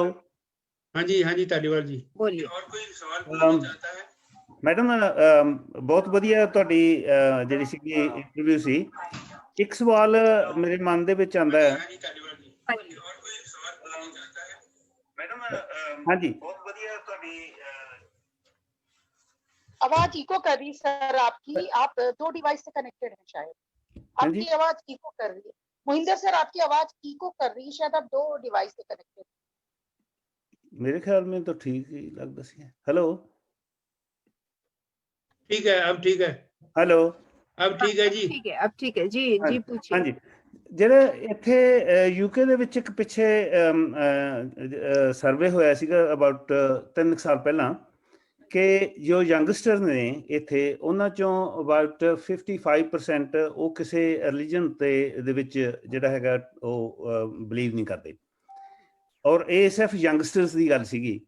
ਤੇ ਤੁਹਾਡੇ ਖਿਆਲ ਦੇ ਵਿੱਚ ਇਸ ਦਾ ਜਿਹੜਾ ਹੈਗਾ ਕੋਈ ਇਸ ਤਰ੍ਹਾਂ ਦਾ ਪ੍ਰਭਾਵ ਇੰਡੀਆ ਦੇ ਵਿੱਚ ਵੀ ਪੈ ਰਿਹਾ ਤੇ ਜਾਂ ਦੇਖਣ ਨੂੰ ਜਿੱਦਾਂ ਲੱਗਦਾ ਕਿ ਲੋਕ ਸਗੋਂ ਜ਼ਿਆਦਾ ਜਿਹੜੇ ਹੈਗੇ ਆ ਉਹ ਜਿਹੜਾ ਰਿਲੀਜਨ ਦੇ ਵਿੱਚ ਇਨਵੋਲਵ ਹੋਈ ਜਾਂਦੇ ਆ। ਤੁਹਾਡੇ ਖਿਆਲ 'ਚ ਕੀ मतलब हो रहा है? से मैंने पिछले जो 20-25 साल में जो स्टडी की है वो ये है कि नौजवानों को हिंदुस्तान में काम नहीं है, मतलब नौकरी के अलावा जब तक पढ़ रहे हैं या फिर जब जॉब मिल गई उसके अलावा उनके पास उस तरह का कोई काम नहीं है। इसलिए वो अपने आप को मसरूफ रखने के लिए मजहबी कार्यक्रमों में जुड़ते हैं। जैसे ही उनको काम मिल जाता है, मेरे आप यकीन कीजिए कि मेरे थिएटर वर्कशॉप्स में रोकना मुश्किल हो जाता था लोगों को। मैं ये कहती थी कि भैया मैं नहीं हैंडल कर सकती हूँ 25 से ज्यादा लोगों को एट वन टाइम। लेकिन लोग कहते नहीं ठीक है 30-32 तक प्लीज मैनेज कर लीजिए और थोड़ा सा कुछ और ये कर लीजिए, क्योंकि उनको एक काम मिल रहा है। उनकी जो एक्सेस एनर्जी है वो चैनलाइज हो रही है। उस चैनलाइजेशन को मजहब एक रूप देता है, जिसकी वजह से हम देखते हैं कि कुरान खानी में जो है वो बीसियों जुड़े हुए हैं, हजारों की तादाद में लोग बैठे हुए हैं। बेवकूफी की बातें हो रही हैं। वो जाकिर नायक जो है उससे ज्यादा बेवकूफी की बातें कोई कर नहीं सकता, लेकिन उसके यहाँ मजमा बैठा हुआ है सुनने के लिए। जगराते जो हो रहे हैं उसमें लोग मतलब जुटे हुए हैं। यात्राएं निकल रही हैं तो लोग चले जा रहे हैं, क्योंकि एनर्जी को यूज अप करने के कोई और रास्ते नहीं मुहैया किए गए हैं साउथ एशिया में। और मजहब जो है वो बाकी रास्तों को बंद कर रहा है। कम से कम इस्लाम के बारे में तो ये कहा ही जा सकता है कि थिएटर बंद, फिल्म बंद, गाना बंद, नाच बंद। तो आप अपनी एनर्जी लेके एक नौजवान कहाँ जाए? मैम इसीलिए राइट विंग पॉलिटिक्स आगे बढ़ रही है। जितनी सेकुलर कंट्री है सब रिलीजियस होती जा रही है। Can I ask a question, please? Ji ji ji I don't know whether it's connected to what you have said. Yes sir, we can hear you. The question comes in my mind is not this due to the decline of progressive movement in India? We could not raise mass movement in India and could not control the youth and masses to bring into our movement? Some extent, Comrade Gurnam Dillo, I would say that you are right. But I would also add to that this is also the easy way out, that we take all responsibility on ourselves, that because we were not able to handle it, hence this has happened. We must accept that the right-wing forces were also very, they were moneyed. At this moment, there is, I think, excess of money, and we are the ones who have no resources at our disposal to organize even big meetings of the youth. Whereas there was money with the right wing, money was flowing in from the capitalist forces. As Shaminaz was saying, that religion is always being used by the capitalist forces. The concept of capitalism is such that initially it takes you towards the markets, makes you so lonely, and then shows you that religion is the way out. This is the only way that you can get company. This is the only way that you can get support. And I think the split of the left movement, the division among themselves and forming a lot of small groups, and they also put confusion among the minds of the masses and which They one to did follow. contribute. They did contribute. And do you think they will come together in near future? I cannot say whether they will. I can only hope that they will. I hope that they will come together. And that's the only way out. Yes, they have come together in some things like contesting elections together. They have even in Bihar just now, where elections are due soon, they have settled down on the seats that will be divided among them, and they are contesting elections together. So we hope that will be the beginning, and that more unity will be formed. Of course, our slogan always has been to work for maximum unity and minimum program. So hopefully it will materialize. I look forward to it when that happens. वैसे नूर जी एक बात मैं एक सुझाव के तौर पर, क्योंकि हम लोग जब जलंधर में थे, मैं 70 के करीब वहाँ था, नमाज मना अखबार में काम करता था और उसके बाद और भी थोड़ी जगहों में किया, तो वहाँ मेरी एक ही बहस होती थी कि हम लोग आपस में अपने नाम के बाद शर्मा, गुप्ता, फलाना, चौहान, सिंह ये क्यों लिखते हैं? इसका मतलब ये कि हम तो खुद रिवीजन कर रहे हैं, हम इसको हटा नहीं सकते कि एक मूवमेंट ऐसी चले कि किसी का कोई नाम आगे सिंह नहीं आएगा, किसी के आगे कोई गुप्ता नहीं आएगा, किसी के आगे कोई और नाम नहीं आएगा, सिर्फ नाम आएगा। जैसे कि मैंने एक कहानी लिखी, उसमें मैंने लिखा उस कंट्री में 2000 लोग रहते हैं, 2000 के 2000 नंबर से जाने जाते हैं। क्वीन का नंबर 1 है। That will happen when we bring cultural revolution in India. Ma'am, this is the reason. I hope that will happen. And if you look at it in a slightly broader way, you will find that this is our tradition, both Muslim and Hindu. We have never used caste. This has been something that was introduced by the colonial rulers. That's true. For their own identification. Otherwise, हमारे यहाँ तो देखिए आप, हमारे दादा का नाम वजीर हसन है, हमारे बाप का नाम सज्जाद ज़हीर है, उनके नाम के साथ हसन नहीं लग रहा, फैमिली नेम भी नहीं हसन चल रहा है। Ma'am, this is the reason that बदल जाता है उस तरह से। और हिंदुओं में भी होता है। कभी आपने रामचंद्र जी को कहलाते सुना कि राम रघुवंशी, कि राम सिंह? कभी मतलब ये हमारा ट्रेडिशन नहीं है, एशियन ट्रेडिशन नहीं है ये बाप का नाम लगाना या क्लैन का नाम लगाना या जात लगाना। मैम, एक क्वेश्चन मैं करना चाहता हूँ बस एक चीज। Ma'am, I do my creative writing. I publish my creative books by just Shaminaz. I don't like surname in my creative books. You don't want to write Sheikh? Sir, I write. वापस भट्ट साहब ने एक सवाल पूछा है, मैं जवाब दे दूं? वक्त है क्या?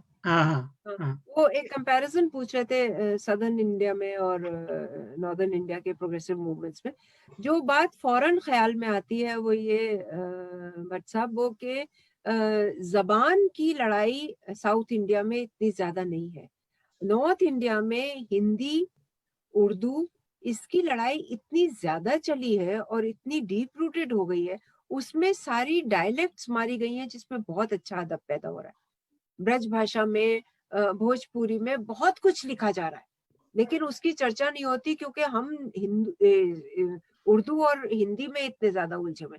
उसके चलते हम पंजाबी को इम्पोर्टेंस नहीं देते कि पंजाबी में जो अमृता प्रीतम दिल्ली में बैठ करके इस तरह की चीजें लिख रही हैं जो फेमिनिज्म की लड़ाई को मीलों आगे ले जा रही है, लेकिन हम उसकी चर्चा नहीं करते क्योंकि हम पंजाबी को थोड़ा साइड में रखना चाहते हैं। हम हिंदी उर्दू को सेंटर में रख के हम वो लड़ाई लड़ रहे हैं। तो नॉर्थ इंडिया में जो है वो, इसको भी मैं एक तरह का कम्युनलिज्म ही कहूंगी कि आप बराबर में जो पंजाबी में इतना कुछ उग रहा है, थोड़ा सा ऊपर कश्मीरी में जो इतना कुछ पैदा हो रहा है, आप उसको तवज्जो ना दे करके आप हिंदी उर्दू की लड़ाई, कश्मीर में उर्दू बोली जा रही है या नहीं, हिंदी पढ़ी जा रही है या नहीं, पंजाबी किस एक्सेंट से उर्दू बोल रहा है या नहीं बोल पा रहा है, उसकी बहस में आप ज्यादा पड़े रहे, बजाय इसके कि वो अदब कैसा पैदा कर रहा है उस पर तवज्जो दें। ये इसके बाद मैं अगर लेता हूँ अपनी बारी, मेरा एक हिंदुस्तान की जो तारीख से मुतालिक ये सवाल है कि हिंदुस्तान के तारीख में जो बाएं बाजू की तारीख में भी कि जब पाकिस्तान का जो सवाल जब चल रहा था 40 में, या तब ये कैसे हुआ कि जो इसको ह्यूमन राइट का सवाल बनाकर, मेरा ख्याल है कम्युनिस्ट पार्टी की जो मूवमेंट थी, उन्होंने इसको ह्यूमन राइट का क्वेश्चन बनाकर देखा, और उस वजह से शायद उन्होंने ये कहा कि इनको हक है कि इनको जो ये मांगते हैं, चाहे धर्म के आधार पर है, मजहब के आधार पर, ये मिलना चाहिए। इसके बारे में कोई आप अलग से जानकारी दे सकते हैं कि ये सब कैसे हुआ और ये क्यों कर ये मामला बना ऐसे? थोड़ा सा हवाला पीसी जोशी का देना चाहूंगी और उनकी किताब का। उन्होंने लिखा है कि बहुत बाद में 60s में जब इसको रिविजिट कर रहे हैं कि पार्टीशन को उन्होंने सपोर्ट किया था, उस वक्त वही जनरल सेक्रेटरी थे, तो उन्होंने ये इस चीज का हवाला देते हुए कहा है कि मुंबई में चारों तरफ जिस तरह से कत्लेआम शुरू हो गया था, और जो शुरू हुआ था उसमें मर मुसलमान ज्यादा रहे थे क्योंकि माइनॉरिटी में थे, उससे कम्युनिस्ट पार्टी बहुत घबरा गई थी। उन्होंने ये लफ्ज इस्तेमाल किया कि वी वर टेरिफाइड। तो टेरिफाइड होकर के उनको ये लगा कि अगर ये चलता रहा तो मुसलमानों को तो हिंदू सारे मार डालेंगे। अच्छा, उसके फौरन बाद कलकत्ता के आसपास आए, तो एक ये बन गया कि ठीक है मुंबई, लेकिन कलकत्ते में भी वही हो रहा है। तो पूरा जो गुस्सा निकल रहा है या जो कम्युनलिज्म है उसका जोर जो है वो पूरा मुसलमानों पे टूट रहा है। तो इसलिए अगर इनको अपना मुल्क मिल जाए तो शायद ये चीजें ठंडी भी पड़ जाएं और शायद फिर ये लोग भी इतने संबल हो जाएं, इतने ताकतवर हो जाएं कि ये लोग इसका मुकाबला कर सकें। मेरे अपना अगर आप राय जानना चाहेंगे तो ये लैक ऑफ अंडरस्टैंडिंग थी। उन्होंने समझा नहीं इस चीज को और इंतजार नहीं किया। वही जो टेरिफाइड उन्होंने लफ्ज इस्तेमाल किया, मेरे ख्याल से he has been very honest about it कि वी वर टेरिफाइड। तो उसका वो किस्सा भी सुनाते हैं कि मुनीश सक्सेना जो थे, जो बहुत अच्छी उर्दू बोलते थे, उनसे पार्टी ऑफिस में ये पूछा गया कि मुनीश तुम अकेले बाहर निकलते हो, अगर बाहर निकल गए और किसी हिंदू गिरोह ने तुमको घेर लिया तो तुम क्या करोगे? तो उन्होंने कहा कि मैं कहूंगा वल्ला क्या मैं ही मिला था एक आपको। तो उनका इनको पार्टी ऑफिस में मिटाओ, इसको निकलने नहीं देना है क्योंकि ये उर्दू बोलेगा और मुसलमान मान लिया जाएगा और ये मरेगा बाहर अगर निकला। तो इस तरह का टेरर था पार्टी के अंदर भी। I think they misunderstood this nation's right of self-determination. They did not understand the spirit of this doctrine at that time. They thought they had the right of self-determination. I think they should have pressed for time. I think they should have talked to the British that, okay, partition is a possibility, but it will happen once India is free. And then we could have had the partition after 15 August 47 and seen to it that it was, I think that even at the moment what the partition that happened was not to the, what should one say, that it was not acceptable to half the people of both the communities. And there was no referendum. Nobody asked anybody. Nobody asked anybody. So I think the comrades did not understand the people's right of self-determination. But because it was based on religion, that does not apply here. There are other three factors as well: language, geographical position, and all others. So they unfortunately done a mistake. They should not They did not understand. Yes, if you were to ask me what I think, I will say that it was a huge mistake.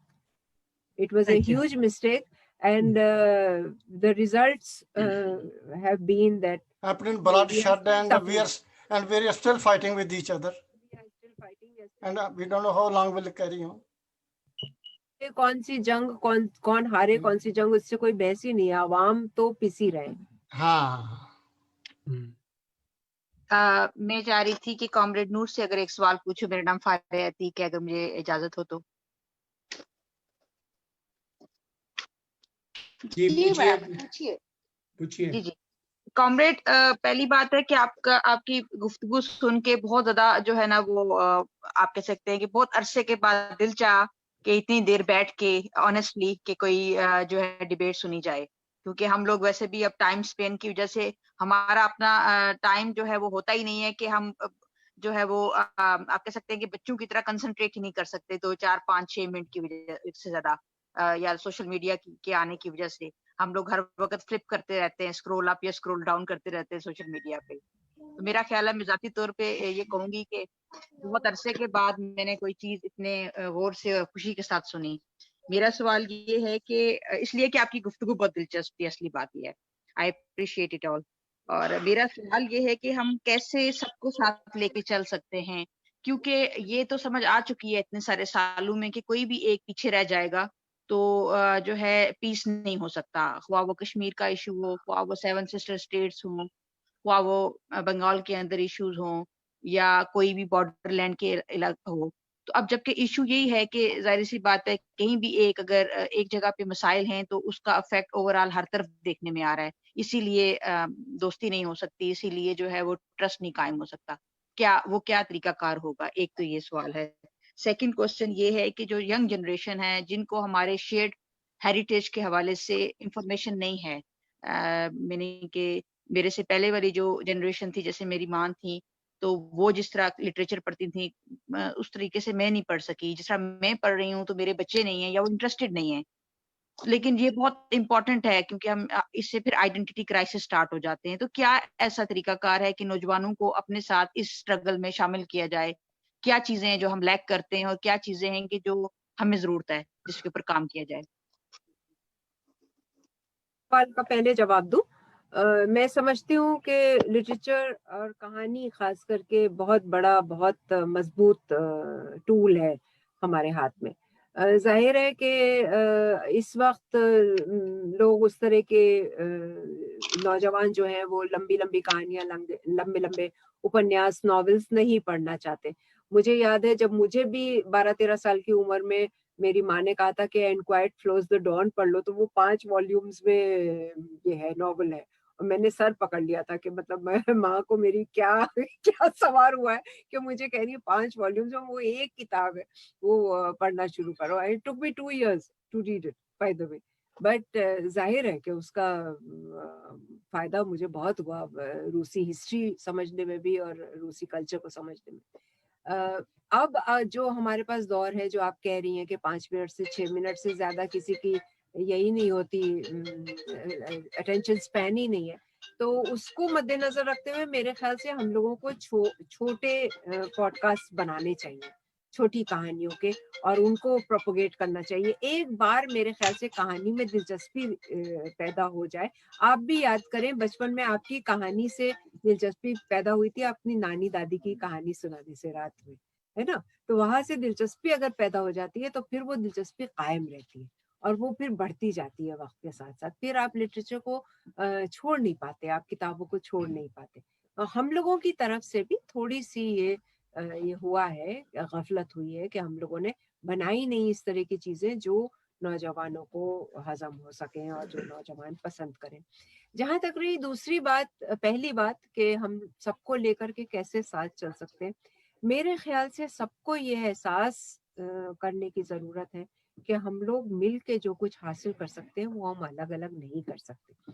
काफी हद तक ये एहसास पैदा हुआ है लोगों में, काफी हद तक ये एहसास चला भी गया है, और उसमें बहुत ज्यादा जो अलगाववाद पैदा किया गया हम लोगों के बीच में, जिस तरह से हम लोगों को अलग अलग समझाया गया कि सिख अलग, ईसाई अलग, मुसलमान अलग, और उनका कल्चर ये और उनका ये, और अभी जो शमेनाज ने कहा कि स्टीरियोटाइप्स बनाए गए कि अगर मुसलमान है तो उसको तो छुरी चलाने में कुछ नहीं जाएगा, अगर सिख है तो उसके हाथ में तो हमेशा कृपान होगा ही। ये सब चीजें जो हमारे अंदर धीरे धीरे करके पैदा की गई हैं, इसने ज्यादा दूरियां पैदा की हैं बनिस्बत इस चीज के कि ये जोग्राफिकली हमारा इलाका है, ये तुम्हारा इलाका है। अगर इस पे काम किया जाए मेरे ख्याल से, और लिटरेचर उसमें भी बहुत बड़ा मददगार है, अगर हम ये देखें कि हमारी सिमिलैरिटीज कितनी है, किस तरह की है, तो मेरे ख्याल से ये दूरियां पूरी तरह से खत्म ना सही तो कम की जा सकती है, कम से कम शुरुआत की जा सकती है इनको कम करने की। बहुत बहुत मैम शुरुआत तो हो रही है मैम। सोशल नेटवर्किंग साइट पर देखिए, बहुत सारे फेसबुक पे इंडो पाकिस्तान के ग्रुप्स बने हैं। अमन की आशा है, आगाज़ी दोस्ती है, जहाँ पे इंडिया और पाकिस्तान के लोग हर वक्त बात कर रहे हैं, आपस में मिलने भी जा रहे हैं। इवन हमें भी लाहौर में कई बार इनविटेशन मिल चुका है, लाहौर कराची का।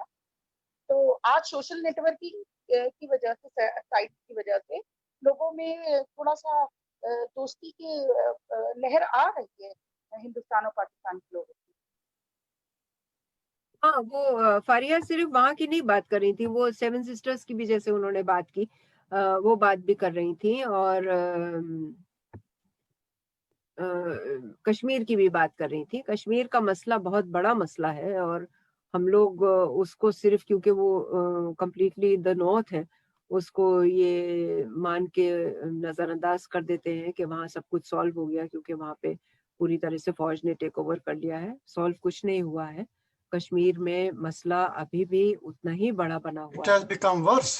It has become worse. मैं तो यहाँ पे ऐड करूंगी कॉमरेड कि देखें, हम क्योंकि जो तमाम लोग हैं, इवन के छोटे बच्चे की अगर हम मिसाल ले लें कि आप बच्चे को डांट के चुप करके बिठा दो तो वक्ती तौर पे तो वो बैठ जाता है, लेकिन कितनी देर तक वो आपकी जबरदस्ती बात सुनता है। ये बात, ये चीजें अगर बहुत छोटे लेवल पे अगर हम समझ सकते हैं, तो जो गवर्नमेंट्स हैं जो एक सिस्टमैटिकली चीजों को चला रही हैं, तो मेरा नहीं ख्याल कि वो इस चीज को समझती नहीं है। लेकिन मेरा ख्याल है कि ये भी एक सोची समझी एक बात के तहत है कि वो इस इशू को हर सूरतों में एक बर्निंग इशू रखना चाहते हैं अपने वक्ती मफाद के लिए। वो नहीं चाहते कि चीजों को एड्रेस किया जाए, मसलों को एड्रेस किया जाए और उनके बारे में बातचीत की जाए या डिबेट की जाए। फरिया, मैं यहाँ पे एक बात ऐड करूंगी कि जुल्म करने की, ऑप्रेस करने की एक फितरत होती है, वो आदत होती है। अगर ये आदत ना होती लोगों में तो जातिवाद नहीं होता। क्या हक है हमें किसी को अपने से नीचे समझने का?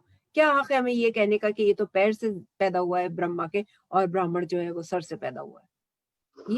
ये हमारी फितरत है कि हम नहीं, ये मनुस्मृति है जी, मनुस्मृति। हाँ जी, बिल्कुल। मनुस्मृति को जिस तरह से मान लिया गया है, वो हमारी फितरत है कि हमें जुल्म करने का एक रास्ता मिल गया। Unfortunately, it's in the books. It's in the books.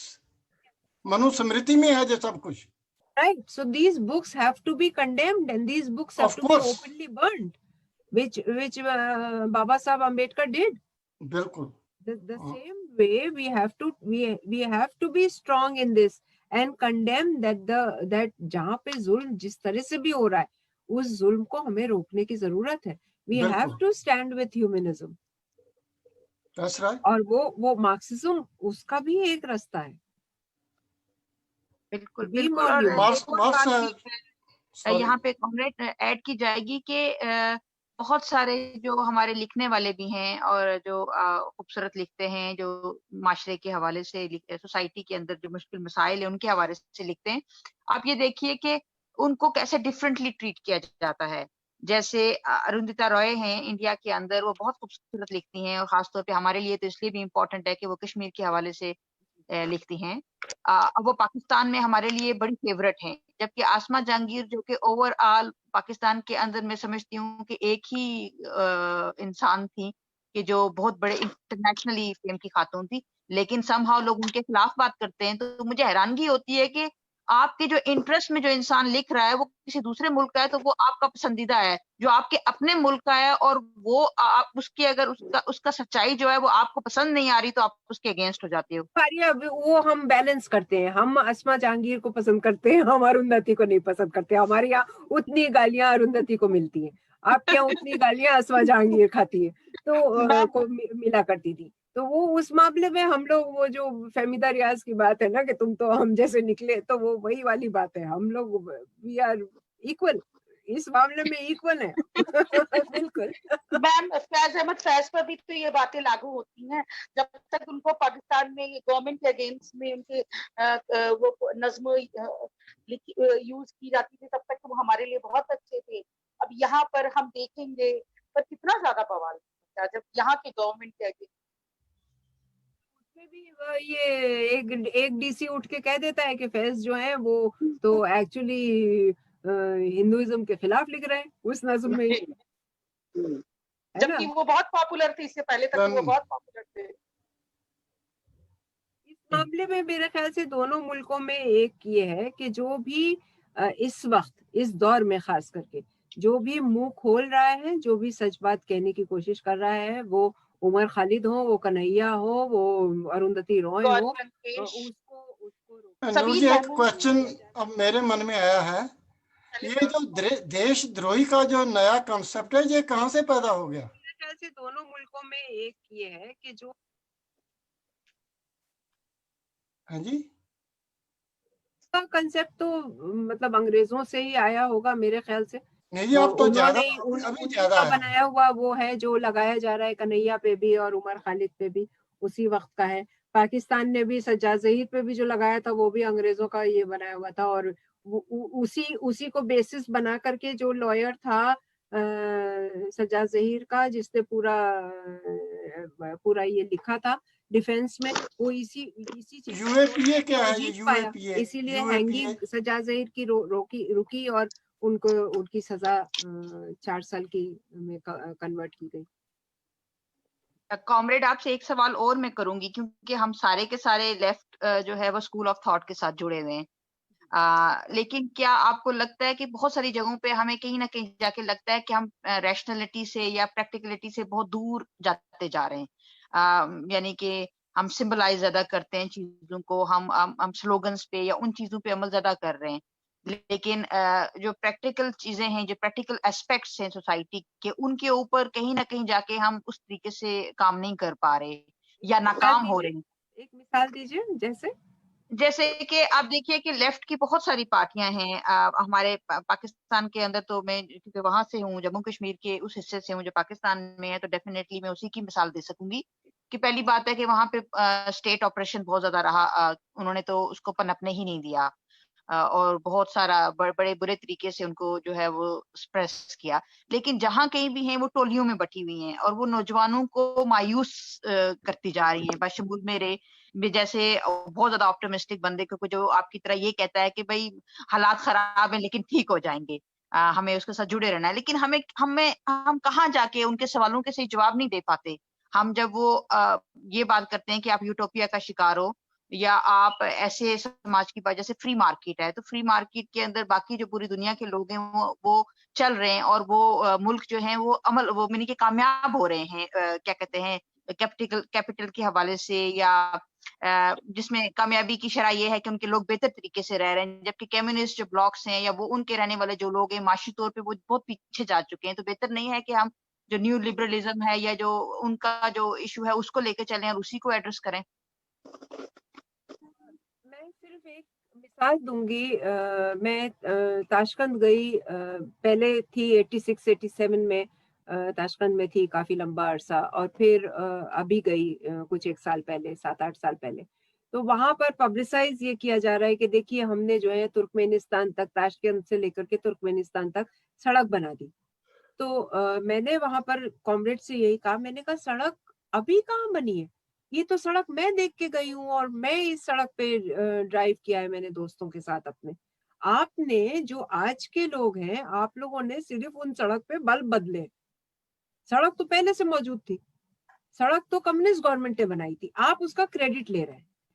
Reactionary governments हमेशा, मोदी जी भी सारा क्रेडिट लेने की कोशिश कर रहे हैं जो चीजें पहली वाली सरकारें शुरू कर गई थी। आप इस चीज को ये थोड़ा सा रुक करके इस तरह से देखिए कि बराबरी एक वक्त में चाहना ज्यादा जरूरी है या कुछ लोगों का अमीर हो जाना ज्यादा जरूरी है। कुछ लोग जाहिर है हर वक्त में भी अमीर रहे। जब राजे रजवाड़ों का जमाना था तो एक फ्यूडल क्लास था जिसके पास सब कुछ था, सब कुछ मुहैया था उनको। वो पीरियड क्या हम वापस चाहते हैं? ताकि वो पीरियड तो वापस है, अदानी अंबानी और इन लोगों की जो ये मिला ली जाए तो हिंदुस्तान इस वक्त अमीरी की तरफ बढ़ रहा है। लेकिन हम जीडीपी कह रहे हैं कि हमारा बेहतर हो रहा है, लेकिन क्या गरीब आदमी को खाने के लिए मिल रहा है? क्या इतने किसान जो सड़क पर उतरे हुए हैं, 15 लाख की गिनती लास्ट की गई है, वो फालतू उतरे हुए हैं? जाहिर है उनको रोजी रोटी मुहैया नहीं हो रही, तभी वो सड़कों पर उतरे हुए हैं। बात इस चीज की नहीं है कि कौन से इलाके में कौन लोग बेहतर रह रहे हैं।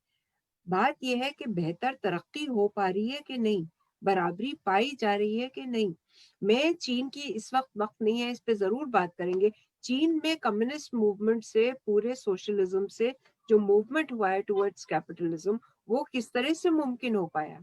क्या हम मार्क्स की जो अकुमुलेशन ऑफ कैपिटल है उस पर अमल, क्या ये है कि गुर्बत बनी रहेगी? यकीनन नहीं, गुर्बत नहीं बनी रहेगी। लेकिन एक आदमी को उस शुरुआती वक्त में इतना अमीर भी नहीं होने दिया जाएगा, उस पर भी थोड़ी सी रोक रहेगी। तो वो रोक रहना जरूरी है ताकि इकोनॉमी एक होमोजीनियस तरीके से आगे बढ़े, एक आदमी के 4 आदमियों के अमीर हो जाने से आगे ना बढ़े। जरूर इस पर बात करेंगे फरिया। बिल्कुल मैम, आपसे फिर बात इस पे बहुत इस पे करते 1.5 घंटा हो गया, पता भी नहीं चला। मैम आपसे फिर बात करना चाहेंगे। जी बलवंत जी। जी, मैं सिर्फ इतना कहना चाहता हूँ कि आज इतनी बातें हुई हैं, इससे ज्यादा बार हम और सेमिनार करेंगे, आपको फिर बुलाएंगे और आपसे फिर बातें करेंगे, आपसे जानकारी लेंगे, आपसे ज्ञान लेंगे, फिर हम भी ज्ञानवान हो जाएंगे। आपसे ज्ञान लूंगी। दिलो साहब से मेरी बहुत ख्वाहिश है कि मैं दिलो साहब से बैठ करके बहुत बातें नूर मैम, बहुत असल में क्या है कि मेरी जिंदगी जो है ना सारी मूवमेंट पर रही है और इसलिए मेरा बहुत लोगों से मिलना गिलना भी रहा है। तो दिल्ली में जब मैं था, आप भी वहाँ थी, उस वक्त की भी कभी यादें करेंगे, क्योंकि अब वक्त नहीं है, कहाँ किस को मिलते थे। और इन सभी का ये सभी लोग, अमृता प्रीतम या अजीत कौर या बलवंत गार्गी, ये सभी लोगों के साथ अपना दोस्ती थी और हम लोग मिलते थे, आते थे, जाते थे। अमृता तो मेरी बेटी के बारे में डॉक्टर बताती गई है कि वो बीमार है। जी सर। जी, long live the revolution, that's what we want. Yes. Noor ji, long live the struggle for revolution. We want revolution in India now. नूर जी, आपको इलाहाबाद से प्रोफेसर संतोष भदौरिया और नीलम जी ने रिगार्ड भेजा है। मैम बहुत बातें हो गई, हम लोग फिर बात करेंगे, फिर इस मंच पे, बहुत सारे मंच पे। Thank you so much ma'am for giving us time. Keep writing, keep inspiring, and I am very much inspired by you, and I will surely write it. Thank you so much, ma'am. I thank you on behalf of Progressive Writer Association. और मेरे पास एक तारीफ का note आया था कि बरतानिया जो लिखा है, मैं ये खास करके कंवल जी के लिए कह रही हूँ कि बरतानिया जो लिखा है वो उनको बहुत अच्छा लगा। तो मैं ये बात बीच में कुछ क्रिटिसिज्म आया था इसको लेके। वो चलती रहती है। कंवल जी थैंक्स कर दो और फिर इसको खत्म करें। हाँ, मैं सोचता था कि बलवंत जी आप इसको खत्म करेंगे, लेकिन कोऑर्डिनेटर के नाते सिर्फ एक मैं कमेंट अभी यहाँ करना चाहता हूँ कि जो हमारा ये प्रोग्राम लाइफ एंड वर्क्स था, तो उसमें वर्क्स तो बहुत हो गए, लेकिन नूर जी की लाइफ के बारे में कुछ ज्यादा बात नहीं हो पाई है। जी। तो इसलिए मुझे थोड़ी शिकायत है आप दोनों से, बलवंत से भी और शमीनाज जी से भी, कि इसको हाँ थोड़ा सा उनकी जिंदगी के बारे में, उन्होंने किस तरीके से जिंदगी जी है अपनी, ऐसा बात होनी चाहिए थी, वो नहीं हुई। तो उसको हम आगे की किसी प्रोग्राम ऐसा है कि इनकी जिंदगी इतनी विशाल है, अगर इनकी जिंदगी के बारे में बात करेंगे तो बाकी बातें रह जाएंगी। नहीं हो, थोड़ा आना चाहिए, वो हमारा टॉपिक था। तो खैर माफी चाहता हूँ कि कोऑर्डिनेटर की हैसियत से मैं ये प्रोग्राम आज कंक्लूड करता हूँ जी। और मैं आप दोनों का, और खास तौर पर आपने जो हमारे गेस्ट को जिस तरीके से आज आपने एंगेज किया है, और उनके बहुत अच्छे क्वेश्चन और उनके बहुत अच्छे आंसर्स हमारे सभी सुनने वालों को दिए, उसके लिए बहुत बहुत मैं शुक्रिया अदा करता हूँ आप तीनों का और सारी ऑडियंस का और वर्ल्ड वाइड सुनने वालों का भी। और आसिम अली शाह जी का खासतौर पर, जिन्होंने पर्दे के पीछे रह